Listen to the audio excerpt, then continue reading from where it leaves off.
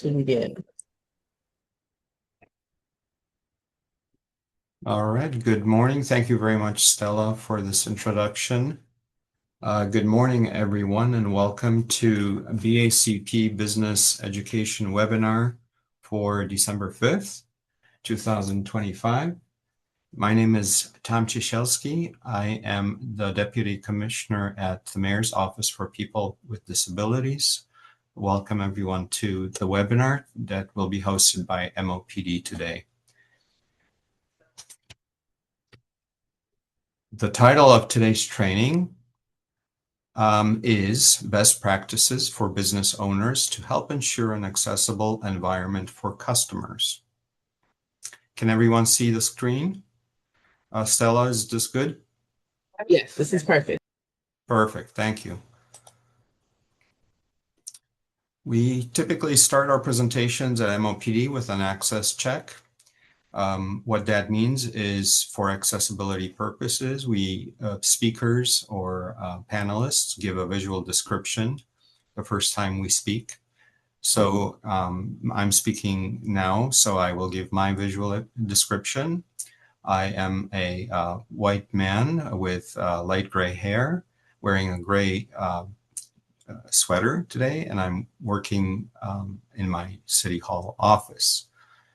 This helps everyone, including people with low vision and who are blind, get an idea of who is speaking. Identify yourself each time you speak afterwards, but no visual description necessary after the first time. In addition, this is a safe space. We are welcoming questions, and those will be through questions and answers that are moderated by BACP.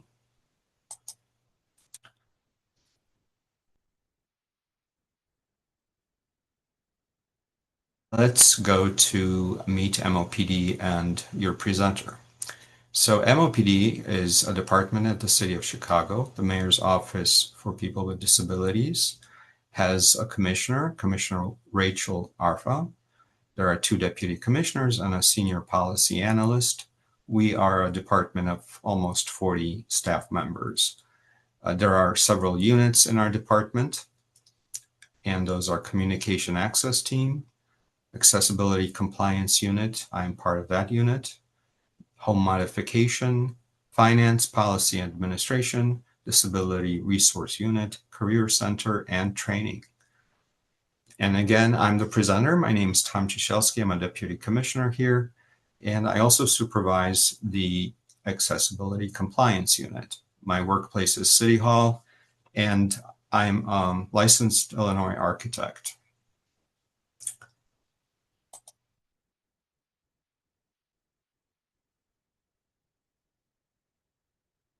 We'll come back on camera a little later. I'm going to keep going with the presentation.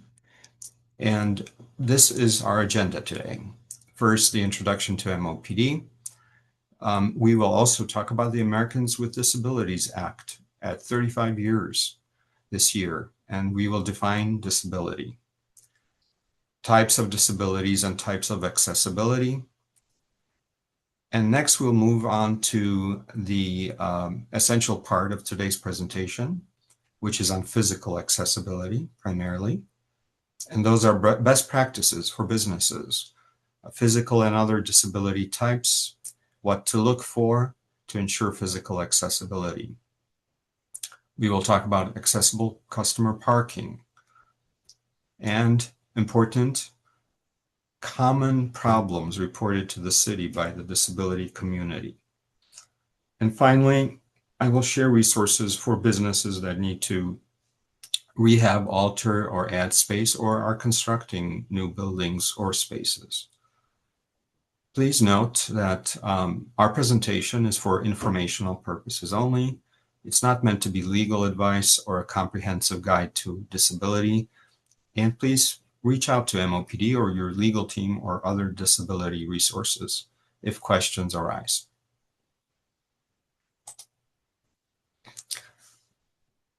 So who is MOPD? The Mayor's Office for People with Disabilities is a City of Chicago department, one of 36 departments in the City of Chicago. The vision of the department is to make Chicago the most accessible and inclusive city in the world. The mission is the Mayor's Office for People with Disabilities strives to ensure full participation and equal opportunities in all aspects of life for people with disabilities. We advocate for and directly support programs that improve quality of life and open pathways for innovation and partnership. With the goal of inspiring positive change in Chicago, we work to ensure the rights of the disability community are equitably represented across city services, initiatives, and policies.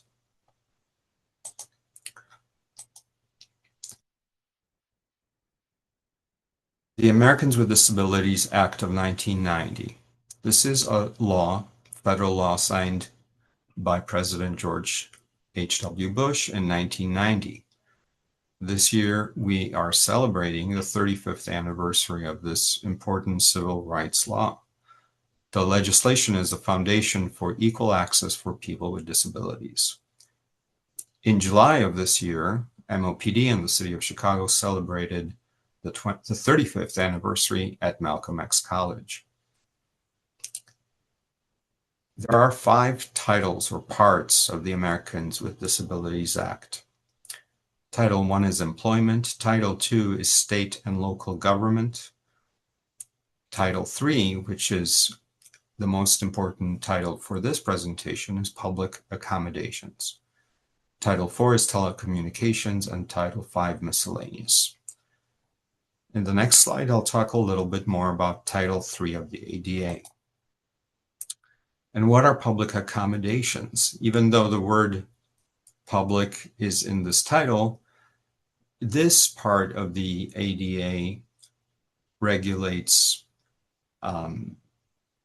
other types of businesses than the city public programs. It really regulates restaurants, movie theaters, schools, daycare facilities, recreation facilities, medical offices, etc.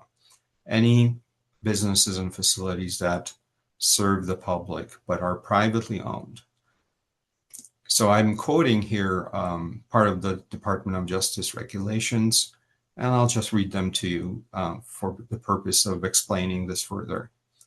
Title 3, which this rule addresses, prohibits discrimination on the basis of a disability in the activities of places of public accommodation, businesses that are generally open to the public and that fall into one of 12 categories listed in the ADA, such as restaurants, movie theaters, schools, daycare facilities, recreation facilities, doctor's offices, and requires newly constructed or altered places of public accommodation, as well as commercial facilities, privately owned non-residential facilities such as factories, warehouses, or office buildings to comply with the ADA standards. So this is the legal background.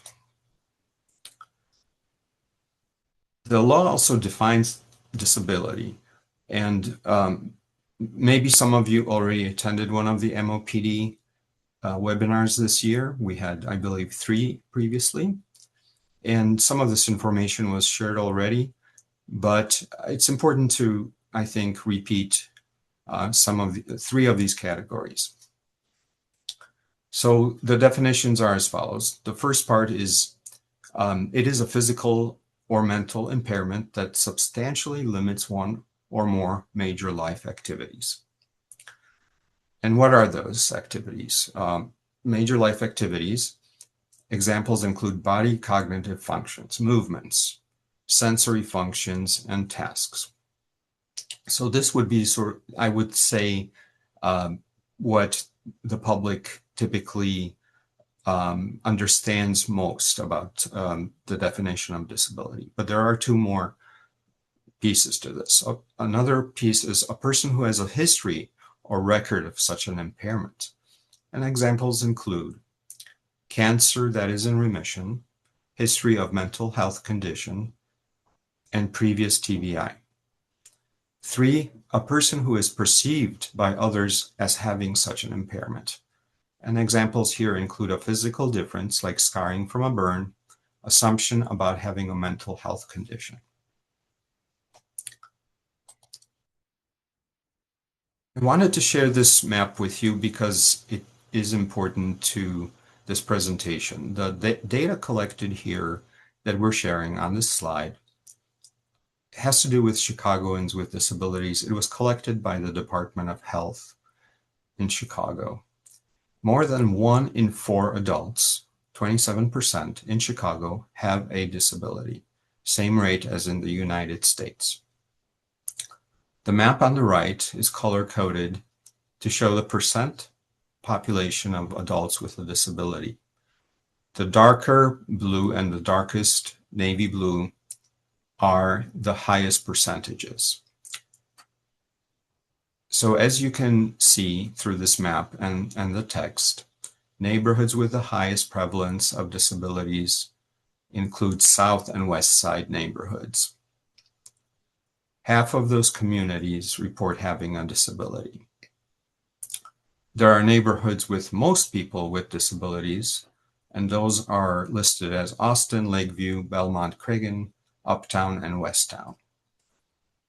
So it's important to see this map and understand where your business locations might be, whether your business operates in an actual building or is a service that works in these neighborhoods. It's important to understand, I think, where the highest prevalence of disabilities is and how your customers interact with your business.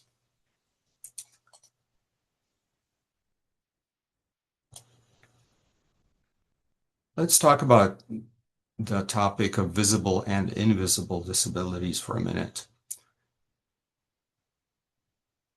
Many of the physical disabilities that have an impact on how people use the built environment are visible disabilities. And as an example, of course, I would share that, one of the most prevalent visible disabilities is a physical mobility disability. People using wheelchairs and other mobility devices would be visible. However, 20% of adults in the US report having at least one invisible disability. What is an invisible disability? It is a disability that is not obvious from looking at a person. You could be interacting with a person with a disability at any time without knowing it. And some examples are autism, mental health conditions, diabetes, being blind or having low vision, or being deaf or hard of hearing.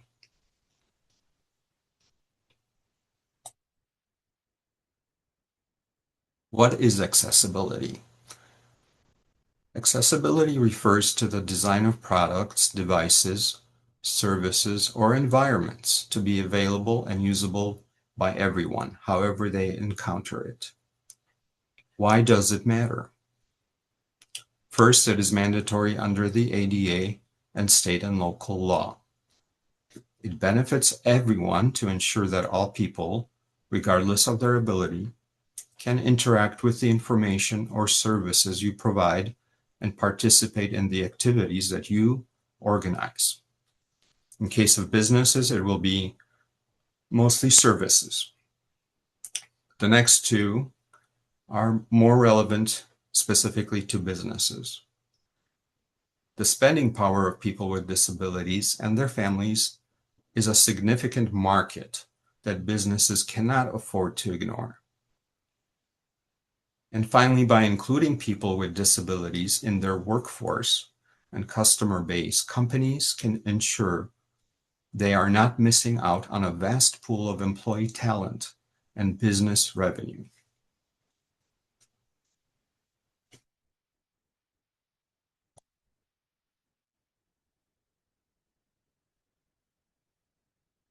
These are the three major types of accessibility. Today's presentation will be focused on physical accessibility.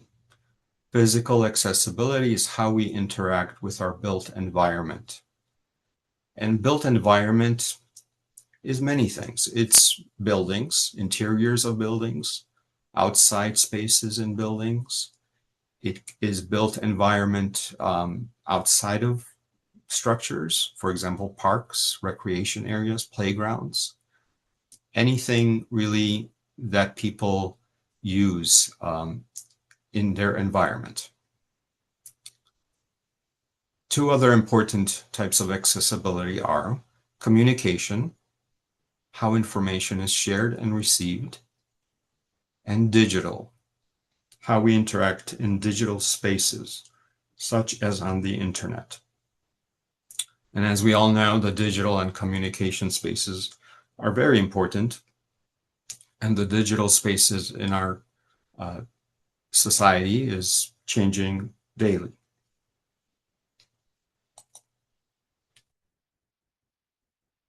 This slide, I'll discuss more detail about physical access. What do we consider for physical access? We consider how are people able to enter and exit a space, a building or a space. Next, once they're in the space, are they able to navigate the space without barriers? And what are barriers? Well, that depends.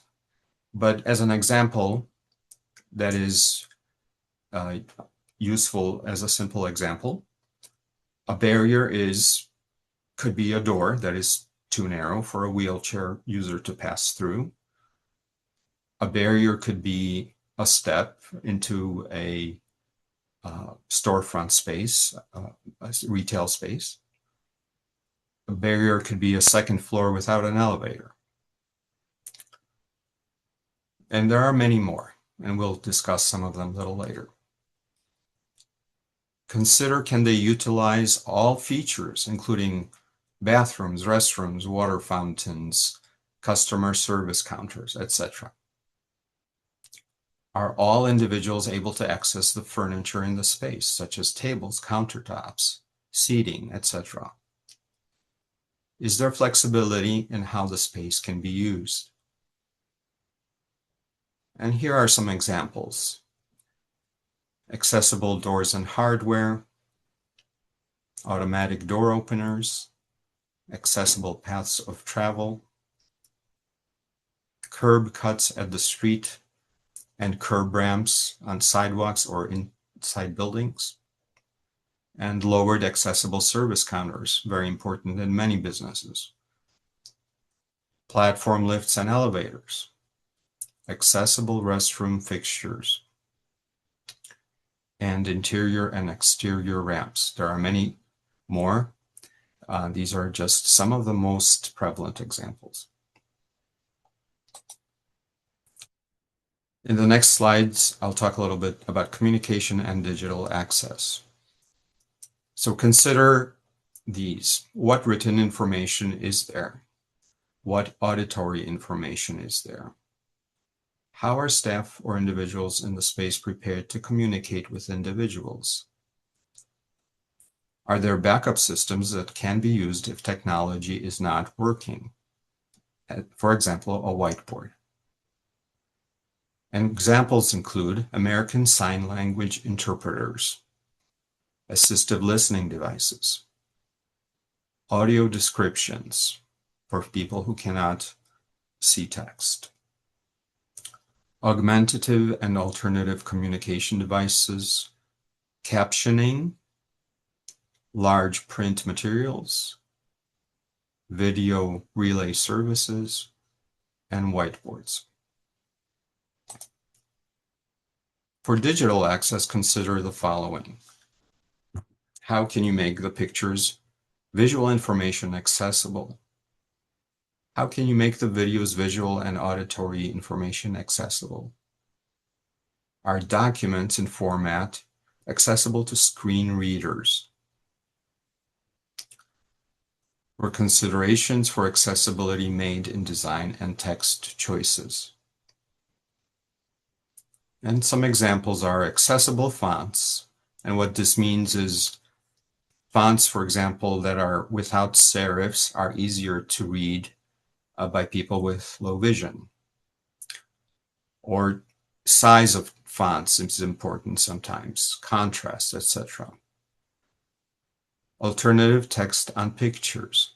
So photographic images, if they do not have alt text when I have my cursor over it in the computer, if I'm blind, I won't be able to see. It won't be available for me. The image, the description, the computer, the technology will be able to communicate with me through readers if there's alt text on the pictures. Captions are another example. Color considerations, and again, this is very specific for people who cannot read certain colors. Formatting of documents to include headers and levels, and screen reader accessible documents.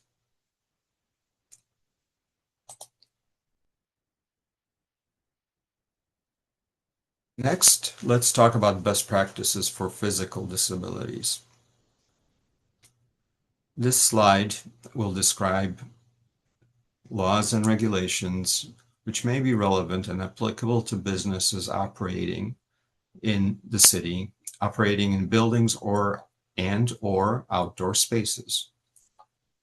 These are either federal, state, or municipal laws. The most important one is at the top, American with Disabilities Act of 1990. Another federal law is Section 504 of the Rehab Act of 1973.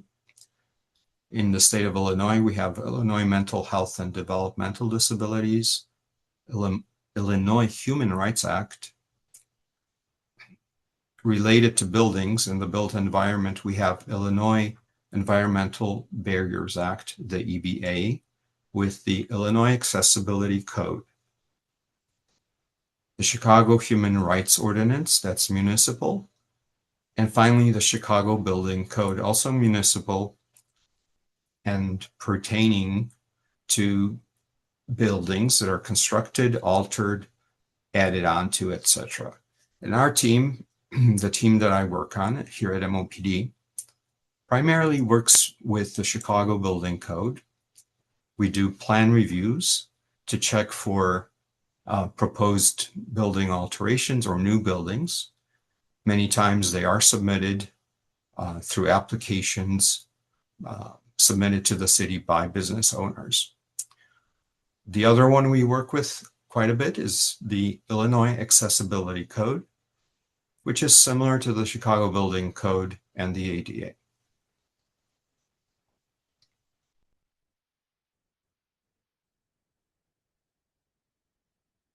Best practices and what to look for to ensure building accessibility. In the next few slides, I'll discuss what we frequently observe, and by that I mean what our team, that includes inspections, frequently observes in the built environment as barriers.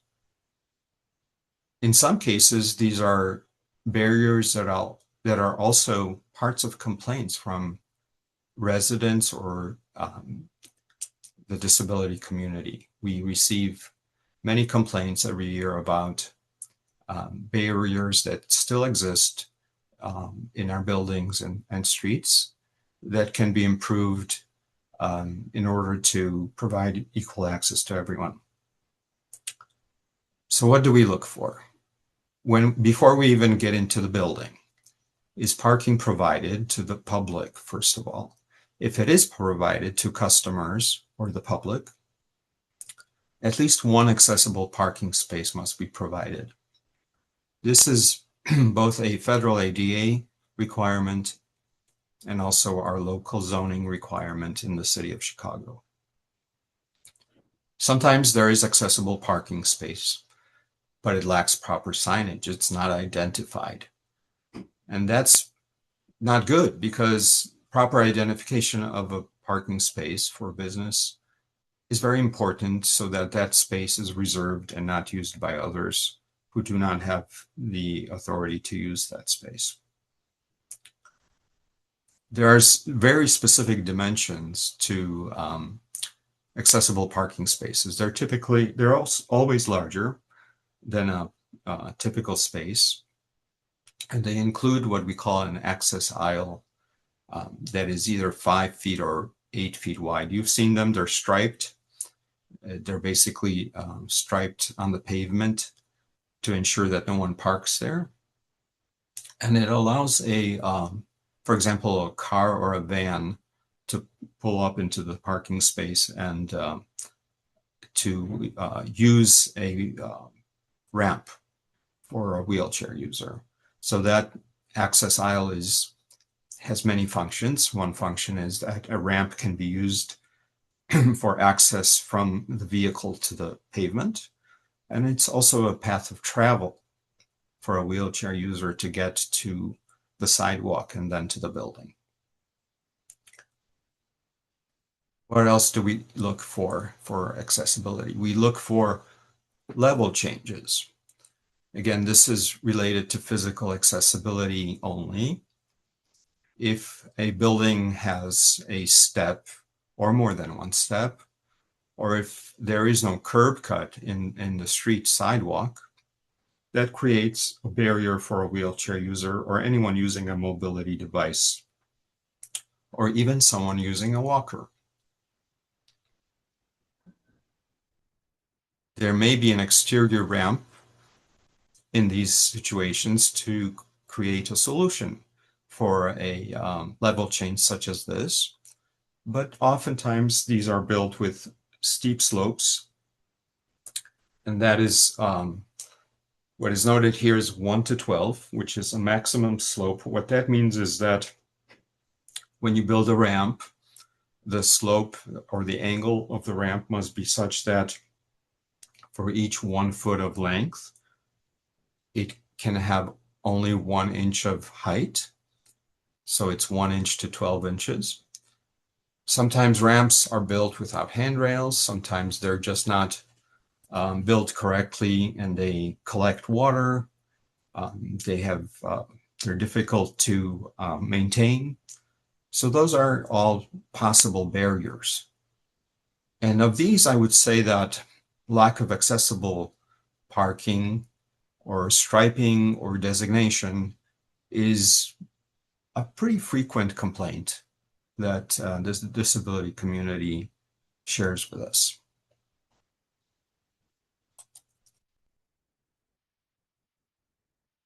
So in some cases, when there's a complaint, our team, including our inspector, can go to a site, a parking lot, for example, in a retail location, and record these situations. We have an MOPD ADA survey form for parking that we use in many instances. It could be a garage, it could be surface parking. And this is something that if you have multiple locations, for example, if you have a company with many locations with parking, you can survey yourself. You can record this for your own benefit to understand whether you're in compliance or to correct something that is out of compliance. And some of the questions or situations and barriers that we look at in this parking form. I'm not sharing the whole form here with you, but I'm sharing only a few bullet points from the form. These are examples. For example, there's no accessible car parking or van parking, or the designated accessible car parking does not comply with spacing or dimensional requirements. So, for example, if it's 14 feet wide instead of 16 feet wide, that is a problem. Sometimes there's no van accessible parking space. Again, that means it's just too narrow or doesn't have the right dimensions. And often the space lacks the striped access aisle. Another one that is not listed here is one that is difficult to fix, but is very often a problem. Slopes of the pavement can be excessive. If they're more than 2% in any direction, then a wheelchair user has difficulty using the parking space and the aisle. And that is something we also find quite a lot.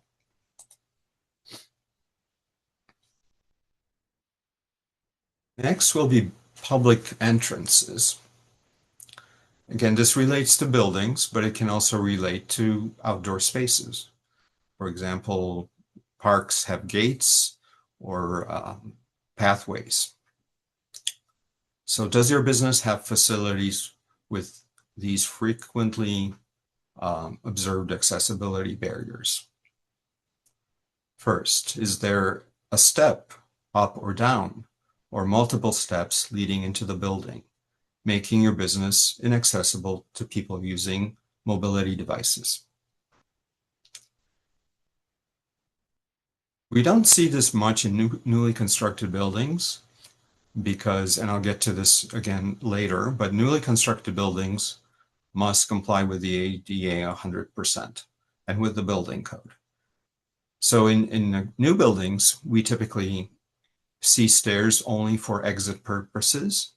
And of course, those don't have accessibility, but evacuation is handled in a different way for people with disabilities.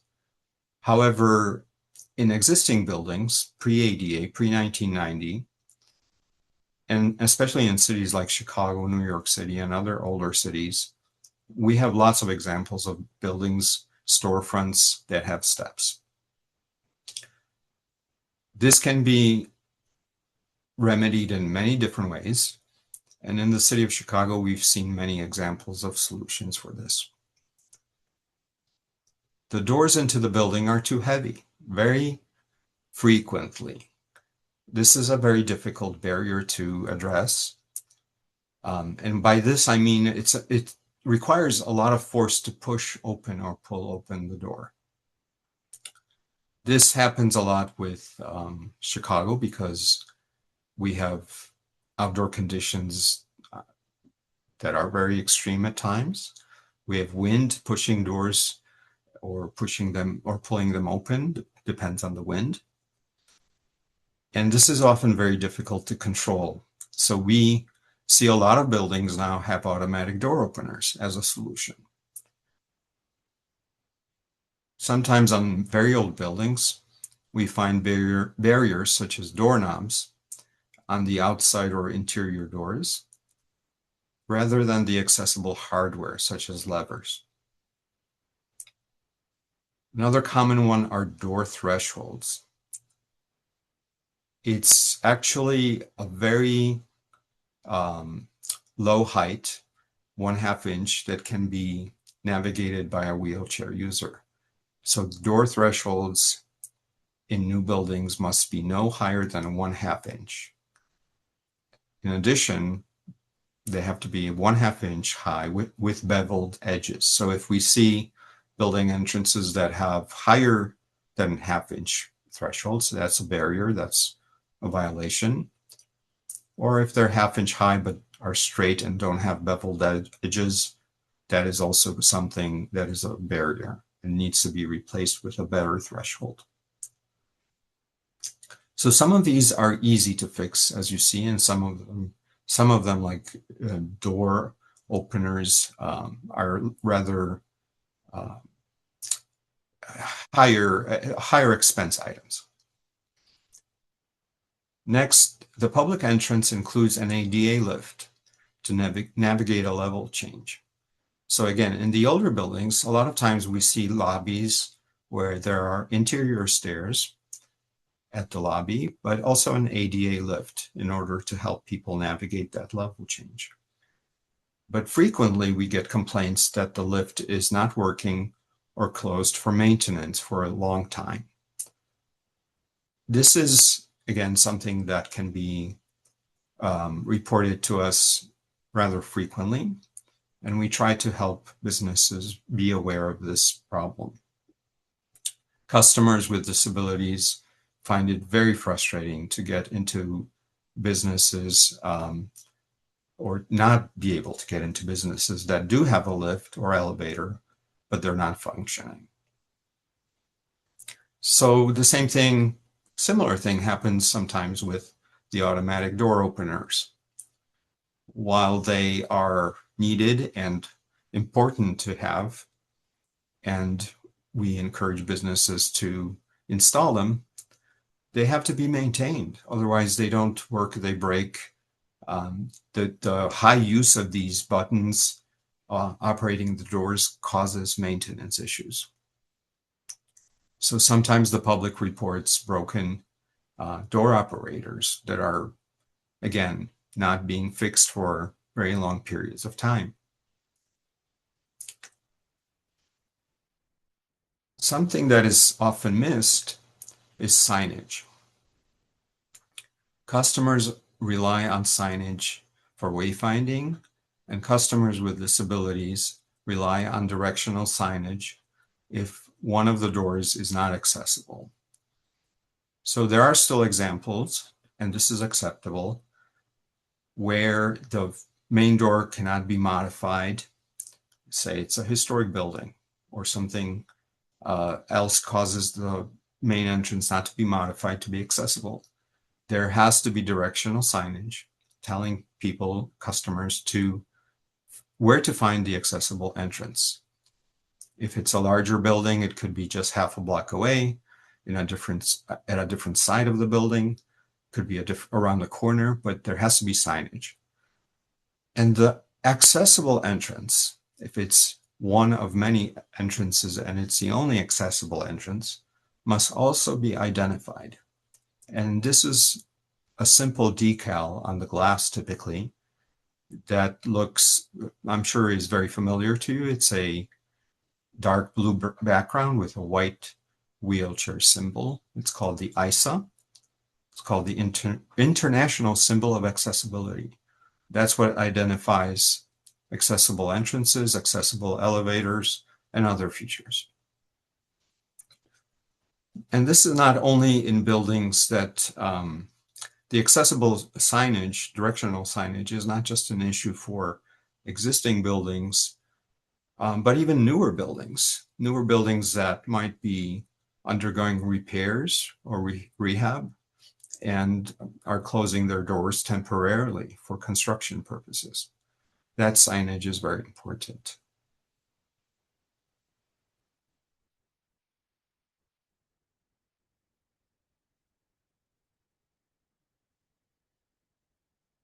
The use of public restrooms is also very important to customers. If your business provides restroom facilities for the public, some do, some do not.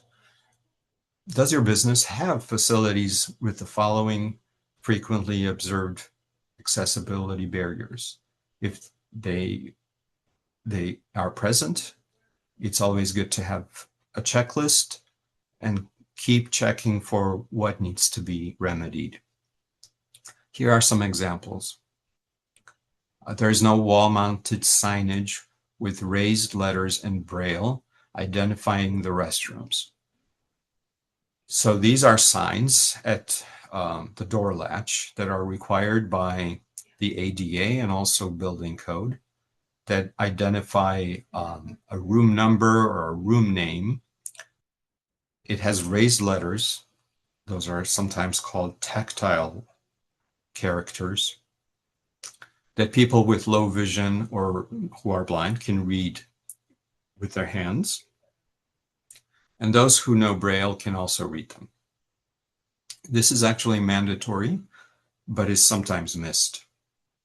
On some of our inspections, MOPD staff find room identification signs that are simply flat stickers on the wall.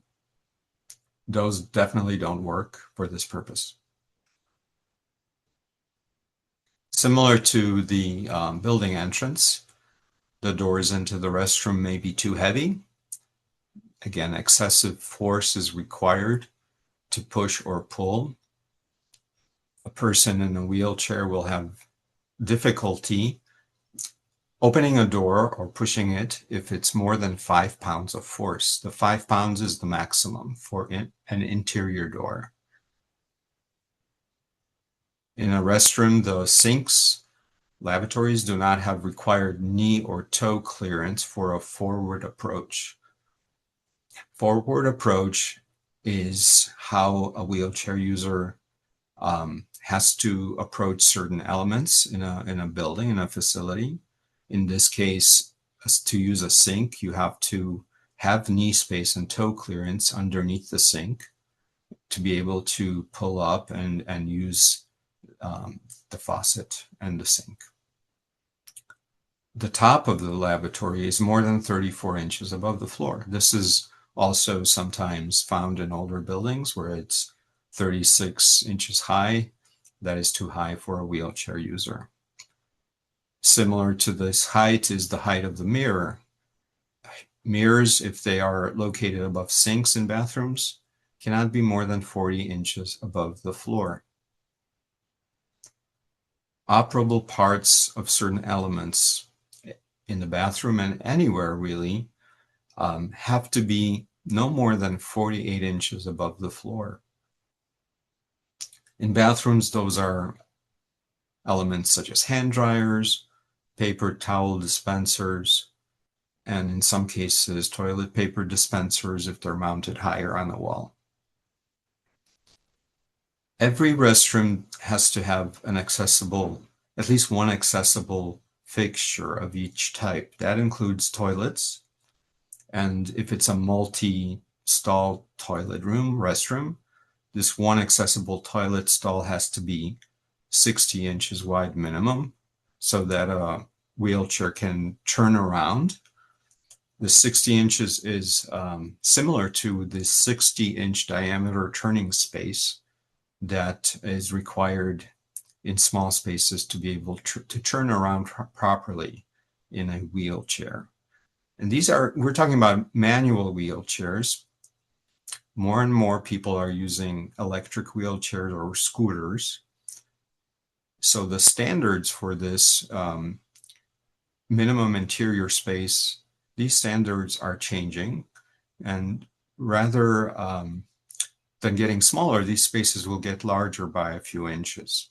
So now we're really talking about a preferred dimension of 67 inches. Grab bars, very important to restrooms. The toilet grab bars sometimes are missing. Sometimes they're not sized correctly, meaning they're too short, or they're located improperly, too high or too low on the wall. There are others, but I wanted to focus on the more important ones. Again, when it comes to complaints, we see a lot of complaints about the doors. Doors are too heavy or they don't have automatic door openers. Door openers are not mandatory. However, in some cases, they're the only solution. So we receive complaints about door openers. Missing toilet grab bars, that is an important complaint we hear about because it seems rather easy to remedy and fix. So we do like to tell people that it's not a heavy lift to get a grab bar in your older facility, or in the case of toilets, it's 3 required grab bars. There's a sidewall horizontal, rear wall horizontal grab bar, and 1 vertical shorter sidewall grab bar. Those are all required.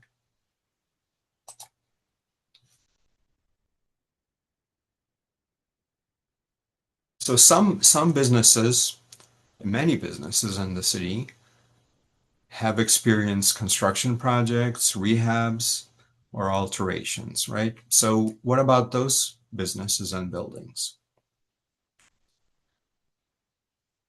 In order to improve accessibility, the building codes and the ADA address alterations, rehabs, and have certain requirements for improvements. These get done during the construction time, so they have to be permitted. And applicants who are doing construction have to follow state, local, and federal regulations laws and building codes. I'll talk a little bit about Illinois and Chicago next. So in Illinois, all buildings constructed or altered after May 1st, 1988 must comply with the requirements of the Illinois Accessibility Code. I've provided a link to a good brochure prepared by the Illinois Attorney General for businesses and how to ensure accessibility for customers.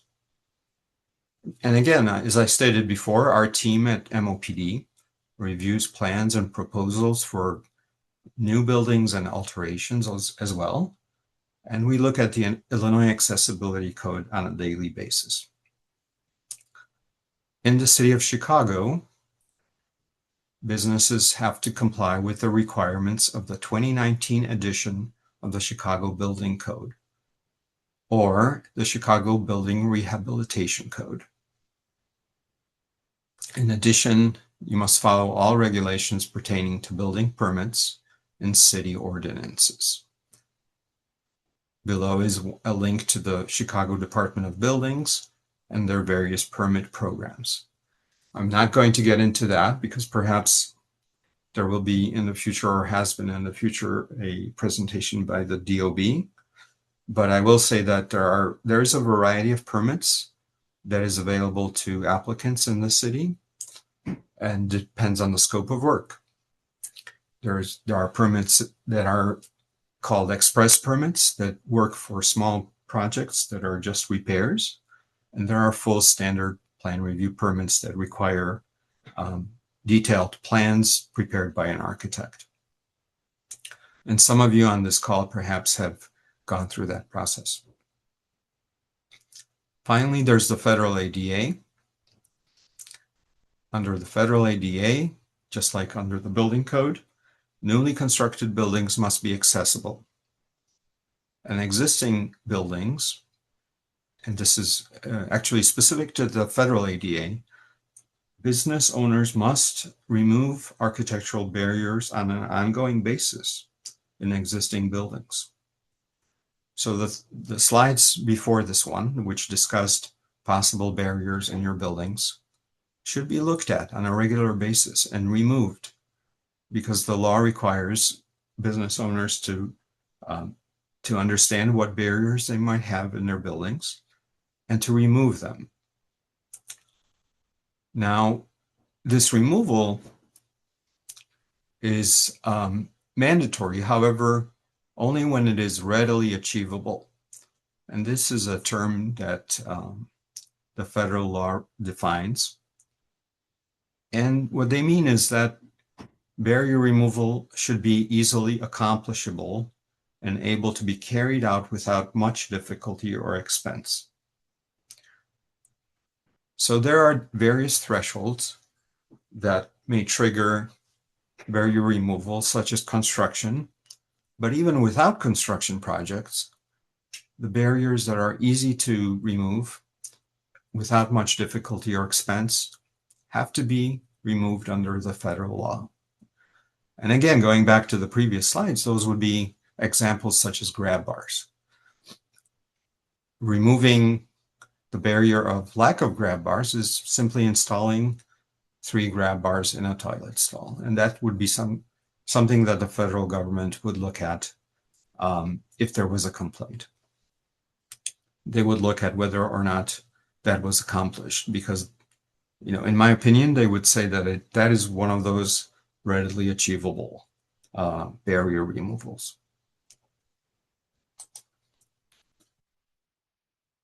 So more from the federal government on the priorities for accessibility at your business location. The Department of Justice, who interprets the law, the ADA law, under Title III, says that there are 4 priorities.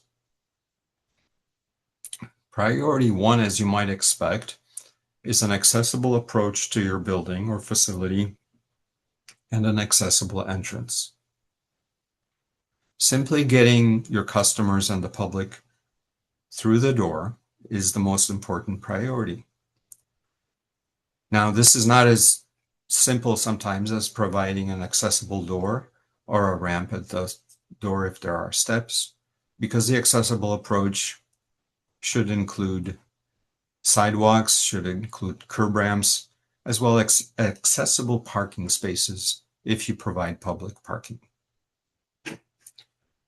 The second priority is access to goods and services. So a typical business will have goods and services. Some businesses will have only services. But regardless, that should be your second priority, is allowing the customers with disabilities the same access to goods and services as other customers. Priority 3 is access to public restrooms, and priority 4 is access to other items, such as water fountains and public telephones. In most cases, we only see this as water fountains, as public telephones are not frequently available, but in some businesses they still are.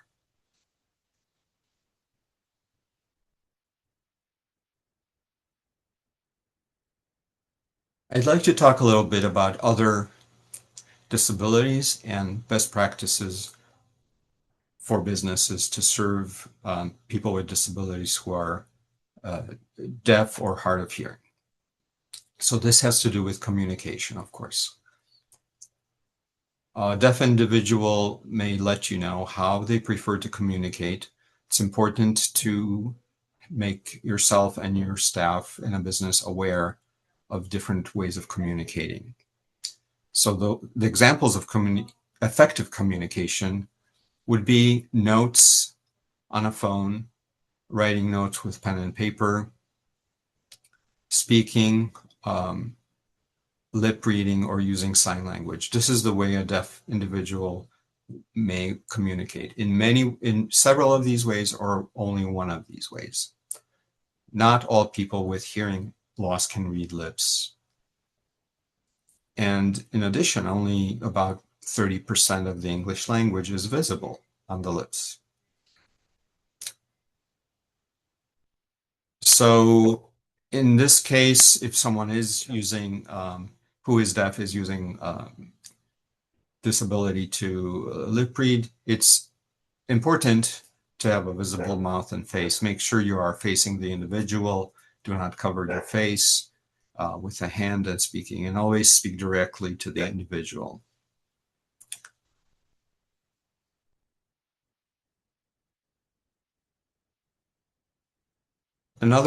This is a little bit more about etiquette, disability etiquette. So as a business owner communicating with a deaf individual, avoid referring to the deaf individual in the third person when there's an interpreter present. So if your business provides ASL interpretation, or if it's an event at your business and there are ASL interpreters, communicate directly with the deaf individual. The ASL interpreter is there in sort of a background role to serve the deaf individual. So that's very important for disability etiquette. Next, for presentations, programs, or events, provide the ASL interpreter with materials in advance so they are familiar with the topics and the presentations. Reserve seating for deaf persons and their guests with line of sight view of the ASL interpreter and the speaker. So this typically means that the guests, the customers who are deaf and will be benefiting from the ASL interpreters, sit in the front row and they have a clear line of sight of the ASL interpreter, who typically could be a person standing on the stage with the speaker or close by. If the meeting is longer than an hour or involves complex terminology, hire a team of 2 ASL interpreters for accuracy and efficacy. Now let's talk about blind or low vision customers. It's important to identify yourself when you speak to them. This helps individuals know who you are your role and can identify your voice. So that is very important every time, especially in a group setting when there are many individuals present. Offer wayfinding. One practical way of doing this is allow an individual who is blind to hold your elbow, provide verbal directions while you navigate. And then in terms of producing materials, brochures, written materials, make sure you have accessible written materials. Have alternative formats such as electronic versions. Word documents or websites are better than PDF. Accessible print, font sizes 18 to 24 are best, sans serif, and high contrast. And be prepared to print in Braille upon request. So as a accommodation, customers may reach out to you and ask for one of these written materials in a format they prefer as an accommodation. And you are required by law to address this request for an accommodation. It's best to know in advance whether your customers will need one of these. And of course, assistance with documents or reading aloud is okay as needed.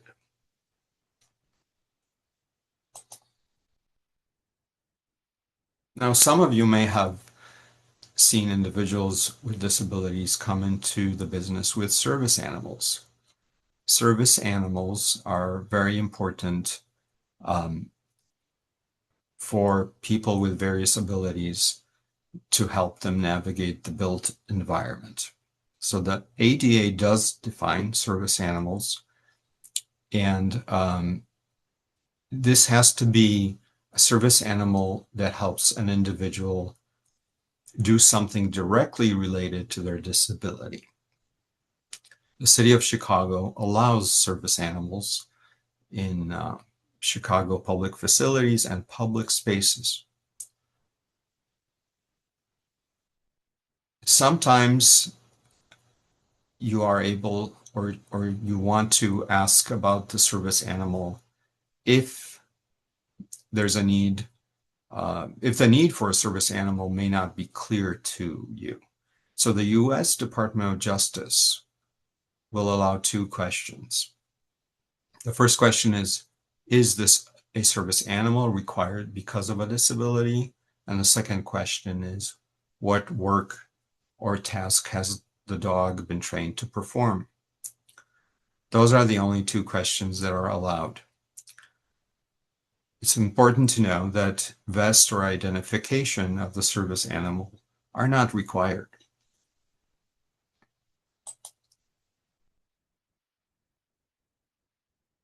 The law also says that the service animal needs to be under the control of the handler. Control means leashed or harnessed when in public, quiet and well-behaved, and potty trained. And service animals are trained to do the work that they need to do. So typical service animal or typically dog will exhibit this good behavior, be quiet, and will be working. Service cannot be denied to the individual, but you may request that they leave and return without the service animal. This is in cases where there's a violation, the dog isn't leashed or it's not well behaved or is acting aggressively. So the service itself cannot be denied, but you may request that they leave and return without the service animal in some rare cases. You should have a removal policy so that any incident of this nature is reported.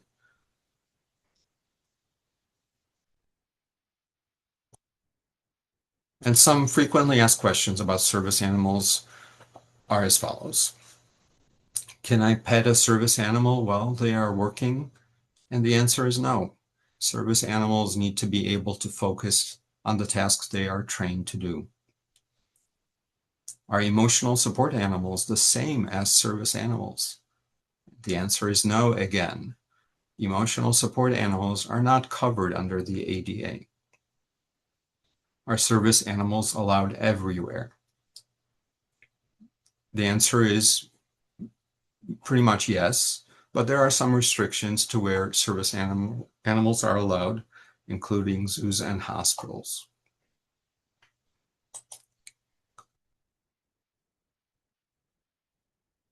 So key takeaways for business owners, operators, managers, and staff.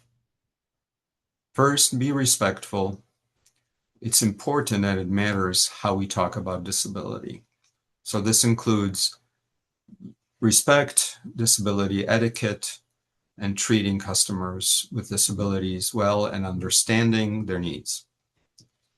Be open-minded. Disability can vary in definition and visibility. Again, we can see people who have a disability clearly, or there are some disabilities that are not visible. Prioritize access. Accessibility is for everyone and not just people with disabilities.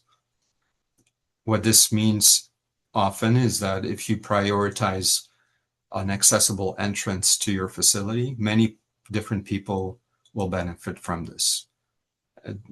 Basically, a properly designed ramp or a working elevator is always beneficial to many people and not just people with disabilities. Allow others to lead. People with disabilities will tell you if and when they need help. And of course, relax. People with disabilities are people first.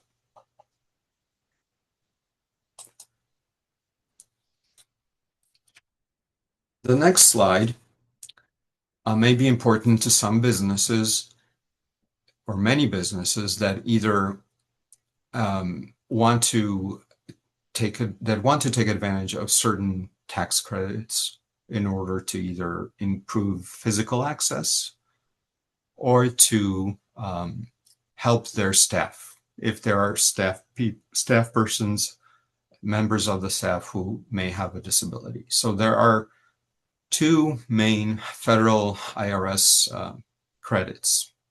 The first one is the Work Opportunity Tax Credit, IRS Forms 8850 and 5884. This is a tax credit for employers hiring individuals from certain groups, including people with disabilities who receive supplemental security income. Next is the Disabled Access Credit, IRS Form 8826.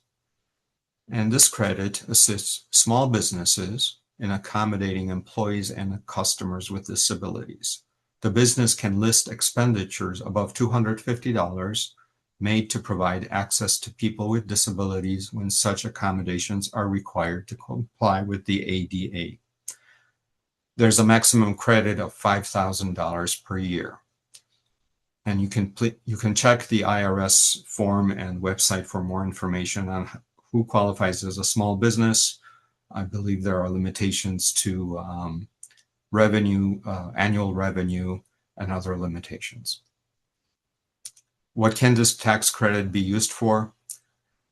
Making building entrances accessible and removal of architectural barriers, provision of sign language interpreters, provision of readers for customers or employees with visual disabilities, and production of printed materials in accessible formats, large print, braille, audio tape.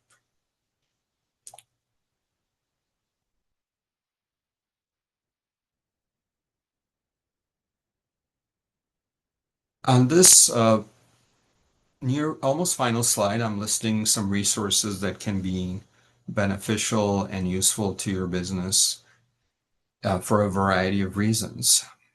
So I have not listed the IRS, but based on the previous slide, you will be able to find the forms if you need them on www.irs.gov. The resources, I'll go through some of these with you now. Of course, MOPD. We have a variety of resources and links to other outside resources on our website.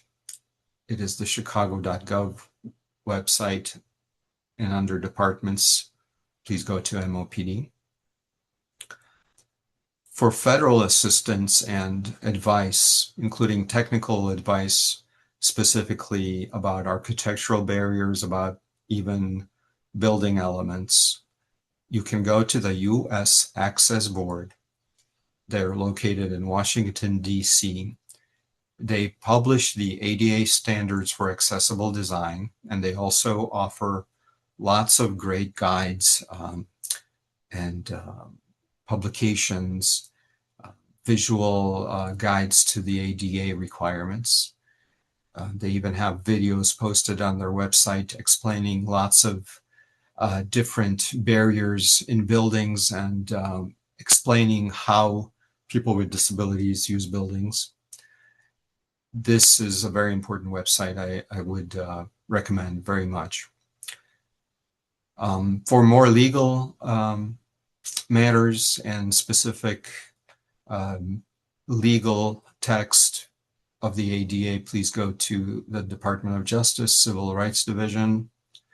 You can also look at the Illinois Attorney General's Office publications, includes several publications, brochures for business owners. There's an accessible parking publication in English and Spanish as well. Checklists. There are some useful checklists on this ADA site called ADA Checklist. It's managed by the New England ADA Center. And these checklists are important, again, if you're looking at improving your facility, or if you have numerous buildings that you're managing for your business and you would like to consistently record what architectural barriers there might be or that need to be remedied. Similar to the New England ADA Center, here in the Midwest is the Great Lakes ADA Center. They have a website called Accessibility Online, which is the one below that. It offers training, webinars, and has a very substantial archive of presentations that you can access for free. There is the Business Enterprise Owned by People with Disabilities initiative in the city of Chicago that provides certification for businesses owned and operated by people with disabilities. Please check that. And others are listed on the right that have to do with resources for employment or general business information at the World Economic Forum. And finally, there is another tax incentive link, but it isn't directly through the IRS, but rather the Illinois Attorney General. The last listed here is tax incentives for small businesses. It's a brochure published on the Illinois Attorney General website, which describes in even more detail the IRS tax incentives that I briefly mentioned on the previous slide.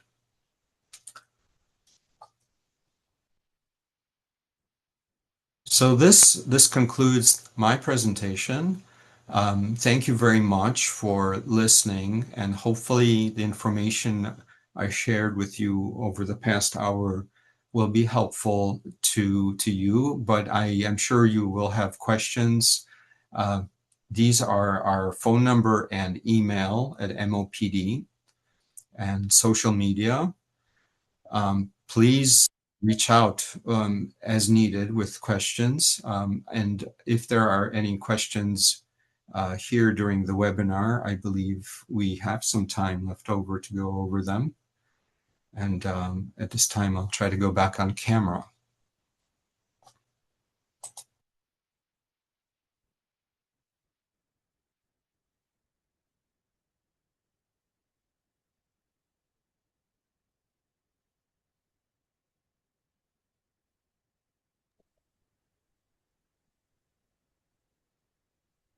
Does it look like we have too many questions? All right. Yeah, we don't have any, just a lot of thank you.